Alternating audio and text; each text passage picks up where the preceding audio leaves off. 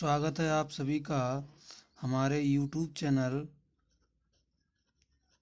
Study 24 math and chemistry. मैं आशीष राजपूत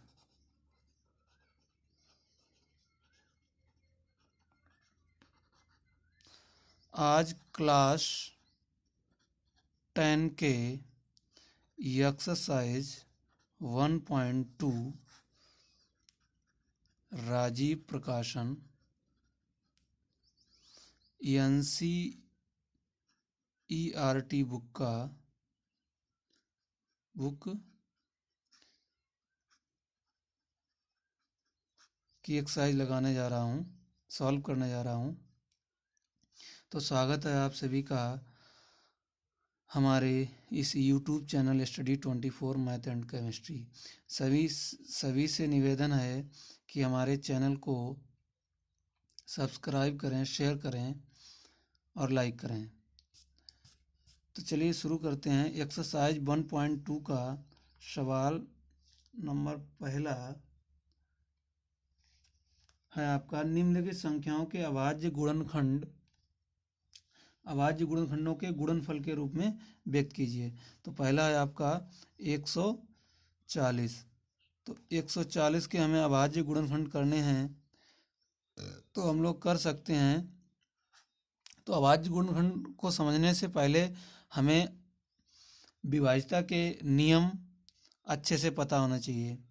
चलिए basically हम विभाज्यता के नियम हम तुम्हें थोड़ी जानकारी के लिए बता दे रहे हैं। 2 से विभाजित वे संख्याएं होती हैं जिनका इकाई का अंक 0, 2, 4, 6 या 8 हो। मतलब 2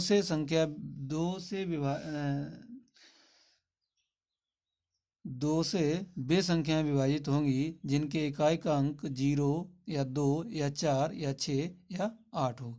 वो सभी संख्याएं 2 से विभाजित होंगी। 3 से विभाज्यता का नियम होता है, जिन संख्याओं के योग में 3 का भाग चला जाता है वे संख्याएं 3 से विभाजित होंगी। 4 से विभाज्यता का नियम होता है, जिनके इकाई और दहाई में जिस संख्या में इकाई और दहाई के अंक में 4 का भाग चला जाता है वे संख्या 4 से विभाजित होंगी। 5 से संख्या वे विभाजित होंगी जिनका इकाई का अंक 0 या 5 हो। 6 से विभाज्यता का नियम होता है, जिनके जो संख्याएं 2 और 3 से विभाजित होंगी वो संख्याएं 6 से विभाजित होंगी। चलिए तो देखते हैं 140 यानी 0 इकाई अंक 2 से कटेगा, 2 सत्ते 14, 70, फिर 0, फिर 2 से कट जाएगा, 2 तिया 6, 1 बचा यानी 10 हो गया, 2 पंचे 10। अब 5 से कटेगा यानी इकाई अंक 5, तो 5 सत्ते 35, 7 एकन 7। तो इसको लिख सकते हैं 2 गुणा 2 गुणा 5 गुणा 7। तो आज इसको लिख सकते हैं 2 की घात 2 यानी 2 गुणा 2 2 बार है, तो 2 की घात 2 गुणा 5 गुणा 7 आंसर। दूसरा सवाल है 156। तो 156 बराबर हम लोग 156 के क्या करेंगे, अभाज्य गुणनखंड करेंगे। अभाज्य गुणनखंड करेंगे यानी 6 है तो मतलब 2 से विभाजित होगी। तो 2 सत्ते 14, अब 1 बचा 16 हो गए, तो 2 अट्ठे 16, फिर 8 मतलब इकाई का अंक 8, तो 2 से कटेगी, तो 2 से काटेंगे, 2 तिया 6, 1 बचा 18 हो गए, 2 नेम 18। अब इकाई का अंक 9 तो मतलब 2 से विभाजित नहीं होगी। अब इसके अंकों को जोड़ें, 9 3 12 यानी 3 से विभाज्यता का नियम होता है जिसके योग में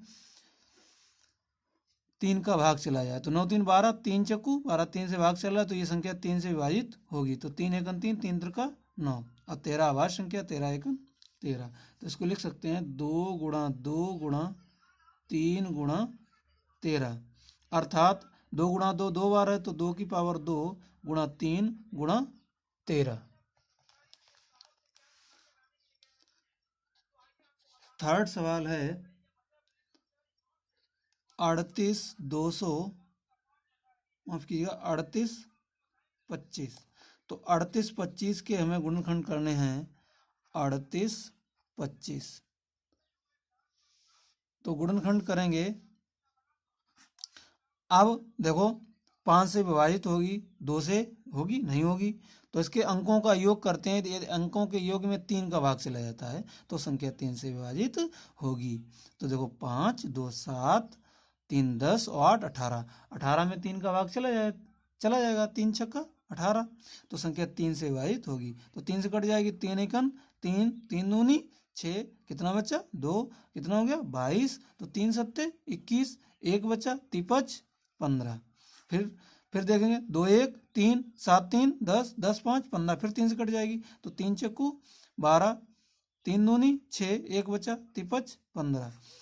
अब 4 2 6 5 11, 11 में 3 का भाग नहीं आता, तो 3 से नहीं कटेगी, किससे कटेगी 5 से, तो 5 से काटेंगे, 5 अट्ठे 40, कितना बचा 2, कितना हो गया 25, तो 55 25। फिर 5 से काट देंगे, 5 एकन 5, कितना बचा 3, तो 35 हो गया, 5 सत्ते 35, 17 एकन 17। तो इसको लिख सकते हैं हम लोग 3 गुणा 3 गुणा 5 गुणा 5 गुणा 17। तो इसको लिखेंगे 3 की पावर 2, यानी 3 दो बार हैं, अब 5 दो बार, तो 5 की पावर 2 गुणा 17। तो क्या हुआ आपका आंसर। आपका 4th सवाल है 5005। तो 5005 इसके अभाज्य गुणनखंड करेंगे। तो देखिए 5 से कट जाएगी, 2 से नहीं कटेगी, 3 से भी नहीं कटेगी, यानी 5 5 10 में 3 का भाग नहीं आएगा, तो 5 एकन 5 0 0 1। अब देखेंगे अब किससे कटेगी, तो 3 से भी नहीं कटेगी और 4 से भी नहीं कटेगी, 5 से भी नहीं कटेगी, ठीक है, 6 से नहीं कटेगी, 2 से नहीं कटेगी, तो 2 3 से नहीं कटेगी, 6 से भी नहीं कटेगी, 7 से देखते हैं, 7 एकन 7, कितना बचा 3, कितना हो गया 30, 7 चौक 28, कितना बचा 2, 21 7 तिया 21, ठीक है। तो 4 3 7 1 8, तो 7 से नहीं कटेगी, अब 11 से कट जाएगी, 11 एकन 11, कितना बचा 3, 11 तिया 33, 13 एकन 13। तो इसके होंगे 5 गुणा 7 गुणा 11 गुणा 13, ये इसके हो गए अभाज्य गुणनखंड। सही बच्चे, अगर इसका स्क्रीनशॉट लेना चाहें तो आसानी से ले सकते हैं। चलिए बढ़ते हैं नेक्स्ट सवाल की तरफ।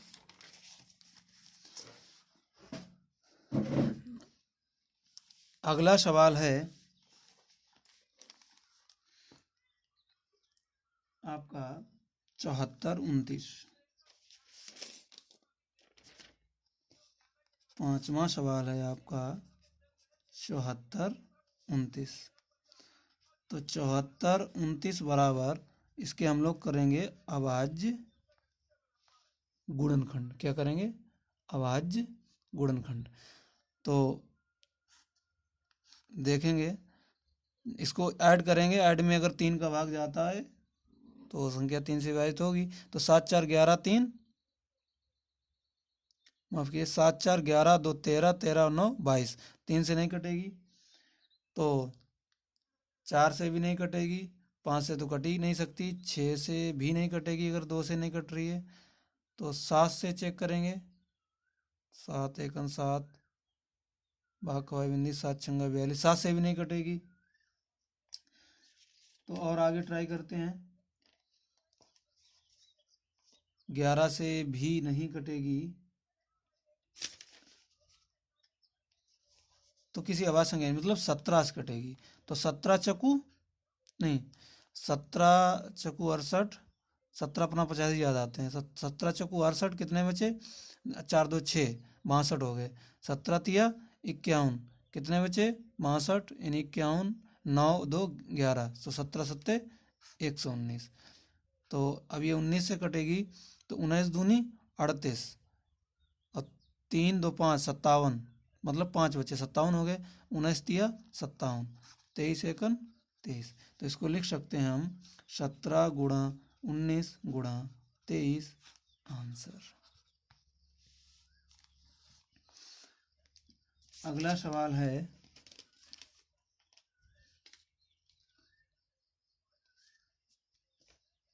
Question number 2। पूर्णांकों को निम्नलिखित एचसीएफ और एलसीएम ज्ञात कीजिए, इसकी जांच कीजिए। संख्याओं का गुणनफल एचसीएफ और एलसीएम है। ठीक है, तो 26 और 91। पहला सवाल है 26 और 91। तो 26 के हम लोग गुणनखंड करेंगे, तो 13 दूनी 26। 91 करेंगे तो 13 शत 91। इधर कर लेते हैं, चाहे इधर समझे तो सरल है, सिंपल है।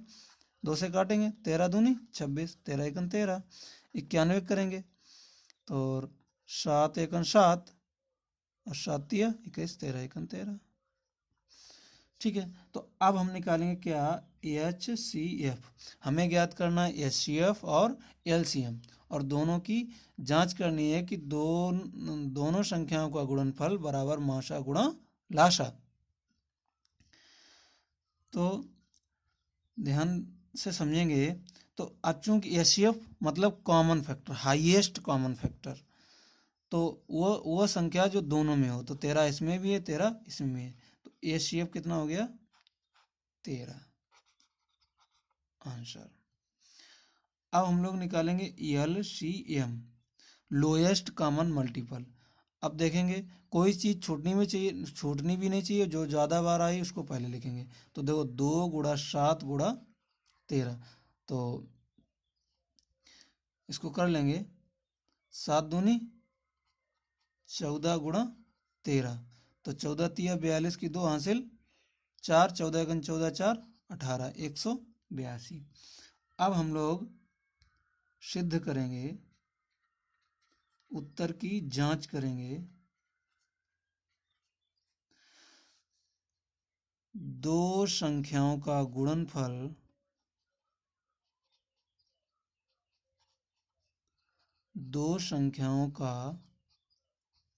गुणनफल बराबर एच सी एफ गुणा एल सी एम। अब हम लेंगे एल एच एस, दो संख्याओं का गुणनफल, मतलब 26 में गुणा 91। तो 26 में गुणा 91 करेंगे, इधर करके देखते हैं। तो 6 एकन 6, 9 छाक 54, 2 एकन 2, 2 नेम 18, तो 6 4 2 6, 8 5 13 और 1 1 2, मतलब कितना निकला 2366।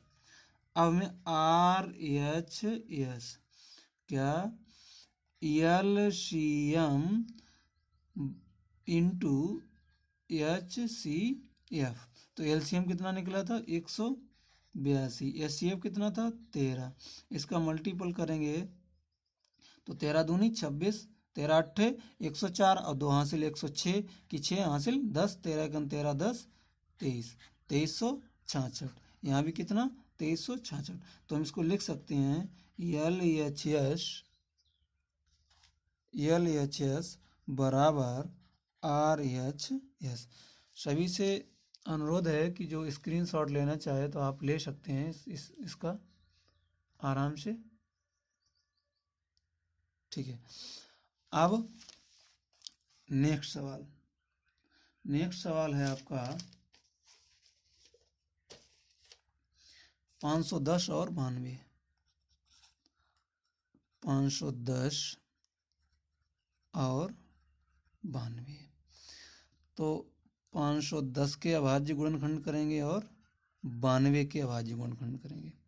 तो 510 के करेंगे, 2 से काटेंगे, 2 से कट जाएगा, 2 दूनी 4 और 2 पंचे 10, 1 बचा था 11 हो गए, तो 1 बचा फिर 2 पंचे 10। अब 5 2 7 5 12, 3 से कटेगा, तो 3 3 8 24, 1 बचा 53 15। अब 5 से कटेगा, 5 एकन 5, कितना बचा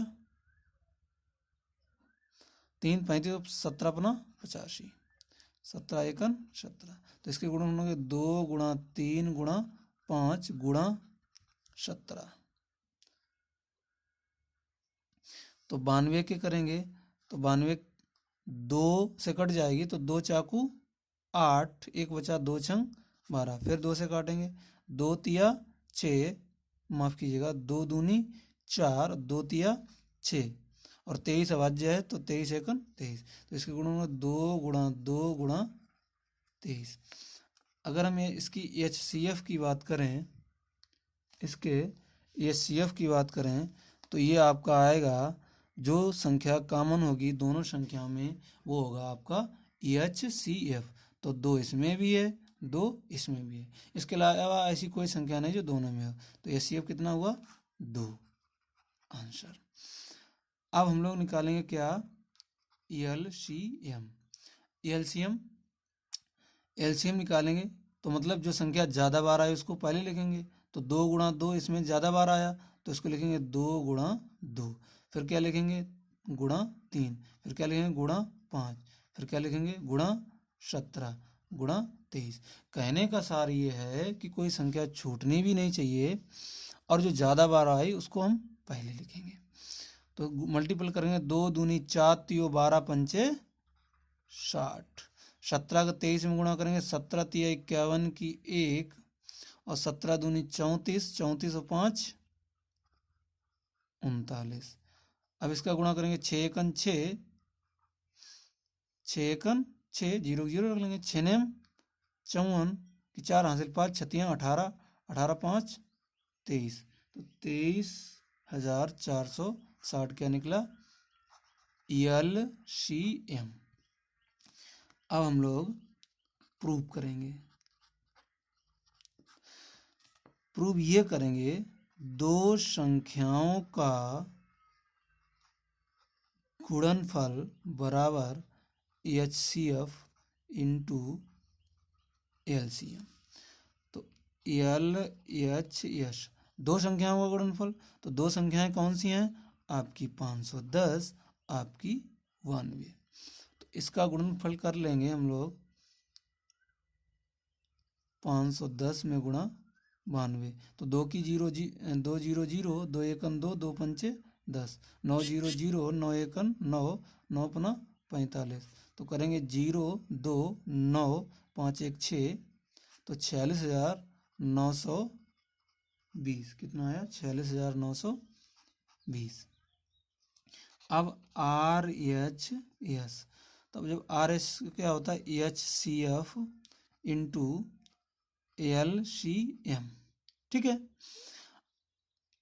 अब HCF कितना है आपका 2, LCM कितना है 23,460, इसका मल्टीप्लाई करेंगे 2 0 0, ठीक है, 2 छंग 12 2 हासिल 1, 2 चाकू 8 1 9, 2 तिया 6, 2 दूनी 4, तो ये संख्या इसके बराबर है। इसको लिख सकते हैं LHS बराबर RHS। आपका थर्ड सवाल है 336 और 54, 336 और 54, तो 336 के गुणनखंड करेंगे और 54 गुणनखंड करेंगे, तो 336 के कर लेते हैं, तो 3 3 6 6 12, 2 बार पहले 2 से चला जाएगा तो 2 एकन 2, 1 बचा 13 हो गया, 2 छंग 12, 1 बचा, फिर 16 हो गया, 2 8 16, फिर 2 से काटेंगे 2 8 16, और 2 चाकू 8, फिर 2 से काटेंगे 2 चाकू 8, और 2 दूनी 4, फिर 2 से काटेंगे 2 दूनी 4, 2 एकन 2, फिर 3 से काटेंगे 3 सत्ते 21, 7 एकन 7, तो इसके निकलेंगे 2 गुणा 2 गुणा 2 गुणा 2, 4 बार है ना, गुणा 3 गुणा 7, तो 54 के इधर कर लेंगे, 2 से काटेंगे 2 दूनी 4, 2 सत्ते 14, 3 नेम 27, 3 त्रिका 9, 3 एकन 3, तो 2 गुणा 3 गुणा 3 गुणा 3। अगर हम इसका HCF निकालें, क्या निकालें HCF, तो जो चीज़ कॉमन है दोनों में, 2 इसमें भी है 2 इसमें भी है, ठीक है, 2 इसमें भी है, 2 इसमें भी। और देखेंगे 3 इसमें भी है और 3 इसमें भी है। तो हमारा एचसीएफ क्या निकला, 2 गुणा 3 बराबर 6। अब हम लोग निकालेंगे क्या,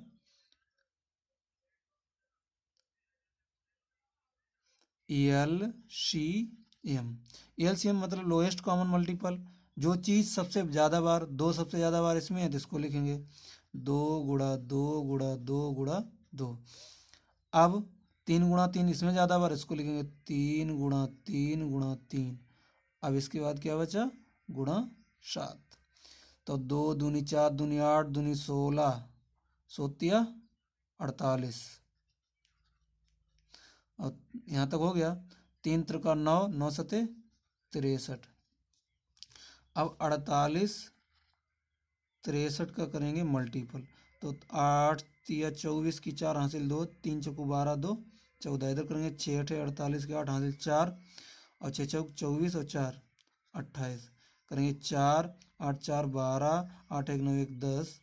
तो आपका निकलेगा कितना निकलेगा, 3024। सभी लोग आराम से इसका स्क्रीनशॉट ले लेंगे।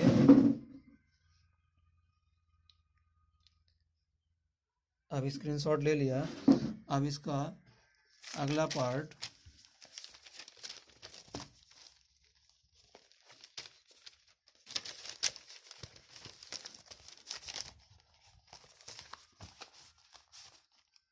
सिद्ध करना है।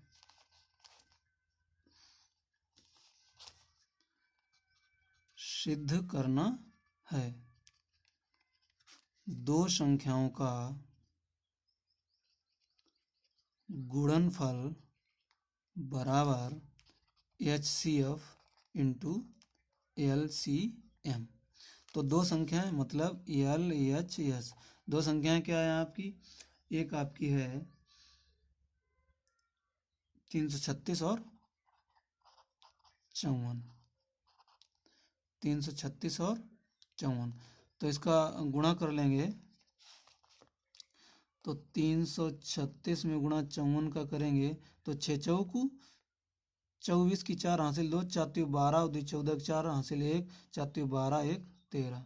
इधर करेंगे 5 छक्का 30 की 0 हासिल 3, 5 त्रिक 15 3 18 और 5 त्रिक 15 1 16, 4 4 8 3 11, 6 7 1 8 18 144।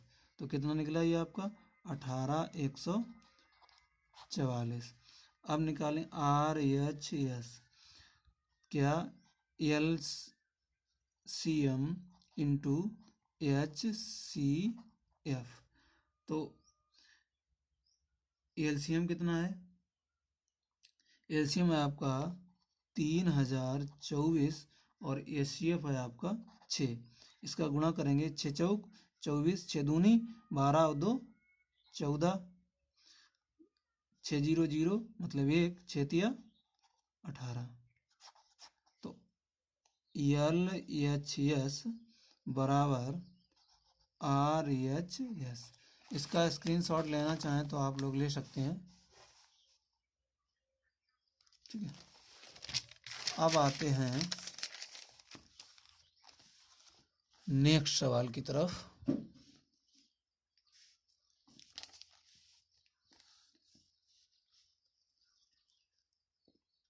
क्वेश्चन नंबर 3, अभाज्य गुणनखंड विधि द्वारा निम्नलिखित पूर्णांकों के HCF और LCM ज्ञात कीजिए अभाज्य गुणनखंड द्वारा। तो पहला सवाल है आपका 12 15 और 21। तो 12 15 21 इसका हमें निकालना है अभाज्य गुणनखंड विधि से LCM और HCF। तो इसको हम नॉर्मली बहुत सिंपल है, 2 गुणा 2 गुणा 3, 2 दूनी 4 3 12। इसको क्या 3 गुणा 5, इसको क्या 3 गुणा 7 7 3 21।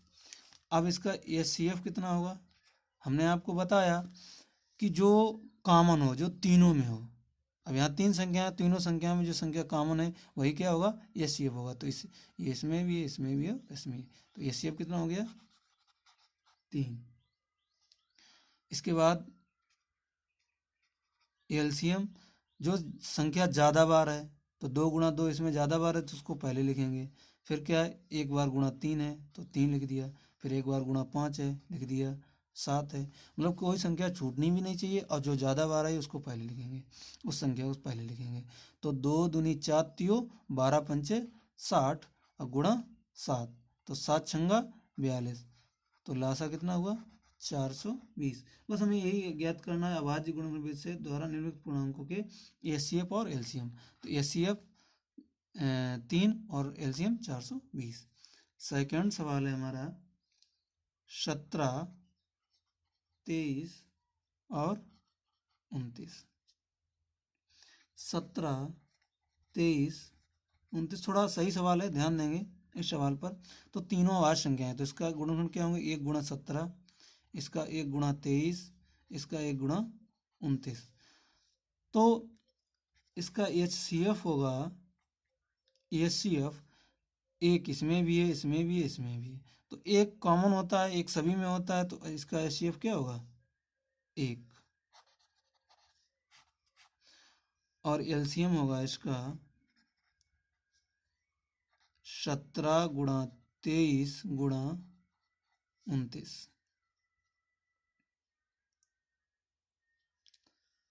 तो इसका गुणा करेंगे, 17 तिया 51 की 1 हासिल 5, और 17 दूनी 34, 34 और 5